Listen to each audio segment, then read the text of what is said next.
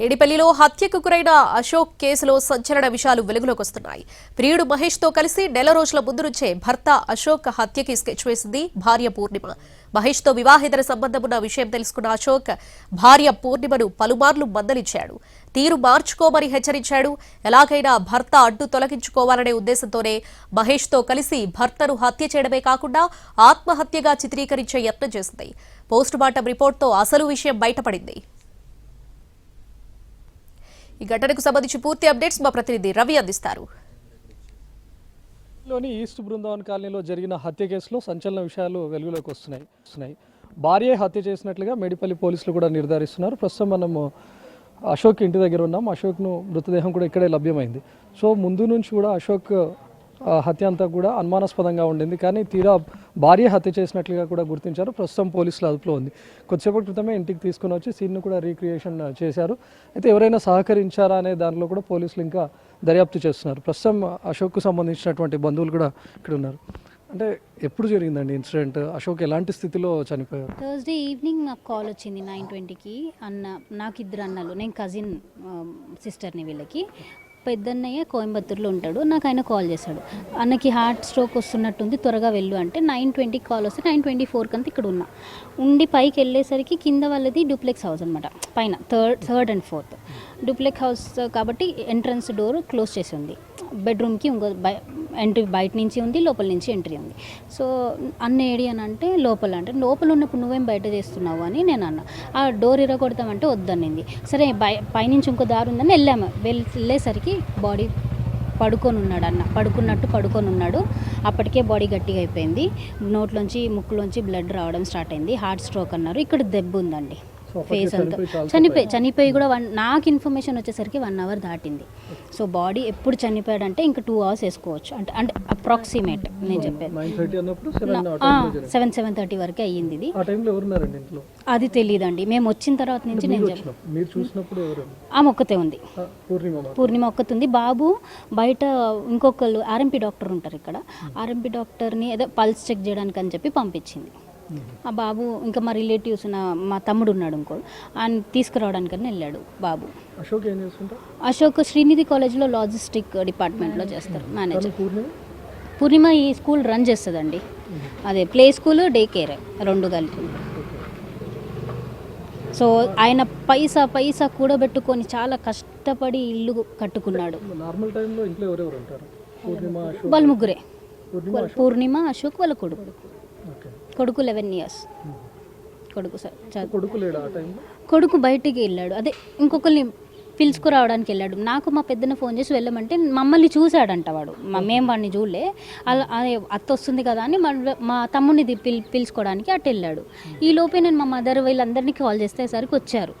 మేము అప్పటికే 108 కాల్ చేసి 108 కూడా వచ్చింది. వచ్చేసరికి పల్స్ లేదు, ఆల్రెడీ ఏం చేయలేము, ప్రైవేట్ హాస్పిటల్ తీసుకెళ్ళలేమంటే గవర్నమెంట్ హాస్పిటల్ తీసుకెళ్దాం, అట్లీస్ట్ కరెంట్ షాక్ ఏమైనా ఛాన్సెస్ ఉంటాయేమో అని మల్కాజ్గిరి గవర్నమెంట్ హాస్పిటల్కి తీసుకెళ్లారు. ఆ లోపు వాళ్ళు చనిపోయారు. ఇంకా పోస్ట్మార్టం దగ్గర కూడా ఆమె వద్దు అని, ఈ మహేష్ అని ఆయన పోస్ట్మార్టం దగ్గర ఉన్నాడంట. అంటే హాస్పిటల్ వెళ్ళి వద్దు అని అంటున్నాడంట వీళ్ళిద్దరు కలిసి. అప్పుడే మహేష్ అనేవాడు మాకు పిక్చర్లోకి వచ్చాడు. అంటే మాకు వాడెవడో తెలీదు, మేము కూడా ఎక్కువ రాము. జస్ట్ ఇప్పుడు డైలీ బిజీ రొటీన్ లైఫ్లో ఎవరి పనులలో వాళ్ళు ఉంటారు. ఇట్లా ఉందనే మేము వచ్చామే కానీ వాడెవడో మాకు తెలియదు. అక్కడ వాడు పోస్ట్మార్టం వద్దు అని, దాన్ని పట్టుకొని ఆమె కూడా వద్దు అని, కానీ మేము చేపియాలి అని. సో బాడీ అందుకే రావడం కూడా లేట్ అయింది. నాకు ముందు నుంచే ఉంది. నేను వెంటనే అడిగాను, దెబ్బలు ఉన్నాయి ఏంటి అన్నకి, మీరిద్దరు ఏమైనా కొట్లాడుకున్నారా అని కూడా అడిగాను. ఏం లేదు, బాత్రూంలో పడిపోయి దెబ్బ తగిలింది. బాత్రూంలో పడితే అంతగా దెబ్బ ఎలా తగులుతుంది?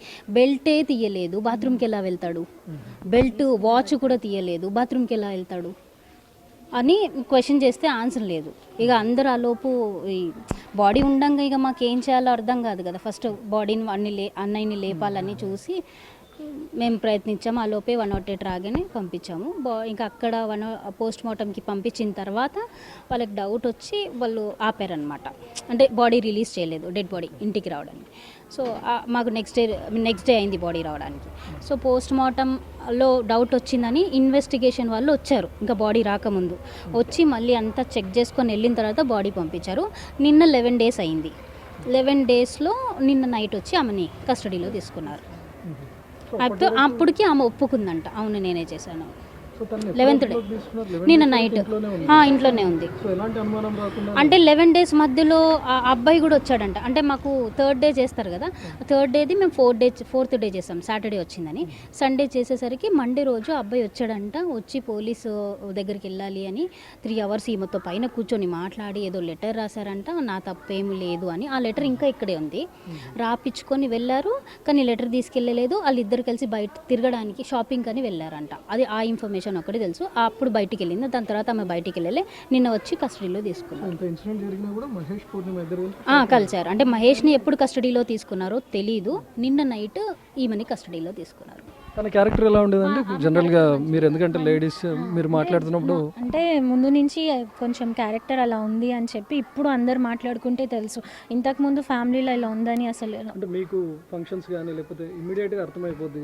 ఫంక్షన్స్ ఉన్నా సరే ఎప్పుడు ఈ మాటలు ఎవరు మాట్లాడింది వినలేదు. బట్ తెలుసు అని వీళ్ళకి ఎఫ్ఐఆర్ ఉండే అంట. తర్వాత అక్కడ కూడా ఉండే అని చెప్తున్నారు. సో ఇక్కడ ఇలా ఎవరిది తనది బెంగళూరు యాక్చువల్గా అత్త కూతుర్ని చేసుకున్నారు. ఈయన దూరపు చుట్టంలో అత్త కూతురు అవుతుంది. అంటే లవ్ మ్యారేజ్. మా పెద్దమ్మ వద్దు అన్నా కూడా అన్న కొట్లాడు.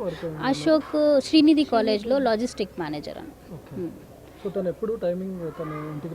అన్నయ్య 6 o'clock 6:30కి వస్తాడంట. రాగానే పైన ఫ్రెష్ అప్ పోయి ట్యూషన్స్ చెప్తాడు. ట్యూషన్స్ వచ్చి ఇదే ప్లే స్కూల్ షటర్లోనే అవుతుంది. సో వచ్చి మళ్ళీ కూర్చుంటాడు. 8-8:30 వరకు కూర్చొని మళ్ళీ వెళ్ళి డిన్నర్ చేసి పడుకుంటాడంట. ఇది ఆయన డైలీ రొటీన్. ప్లాన్ ఉంది, బట్ అది ముందు రోజు ఇంకా కొట్లాట అయ్యేసరికి నెక్స్ట్ డే కన్ఫర్మ్ అయిపోయి చేసేసారు. కొద్దిసేపటి క్రితమే సీన్ రీక్రియేషన్ కూడా చేశారు. పూర్ణిమని ఇక్కడికి తీసుకొని వచ్చారు. ఇక్కడ ఉన్నటువంటి టైంలోనే కేవలం పూర్ణిమని మాత్రమే ఇక్కడికి తీసుకొచ్చారు. పూర్ణిమకు ఇంకెవరైనా సహకరించారా? పూర్ణిమ మహేష్ ఇద్దరు కలిసి హత్య చేశారా, లేకపోతే పూర్ణిమ మహేష్తో పాటు ఇంకెవరైనా వ్యక్తులు ఉన్నారా అనే కోణంలో కూడా పోలీసులు దర్యాప్తు చేస్తున్నారు. ఇప్పటికే పూర్ణిమ మహేష్ను ఇద్దరిని కూడా అదుపులోకి తీసుకొని విచారిస్తున్నారు. కొద్దిసేపట్లో వాళ్ళను రిమాండ్కు కూడా తరలించున్నారు. కెమెరామెన్ రాంబాబుతో రవికుమార్, NTV, మేడి.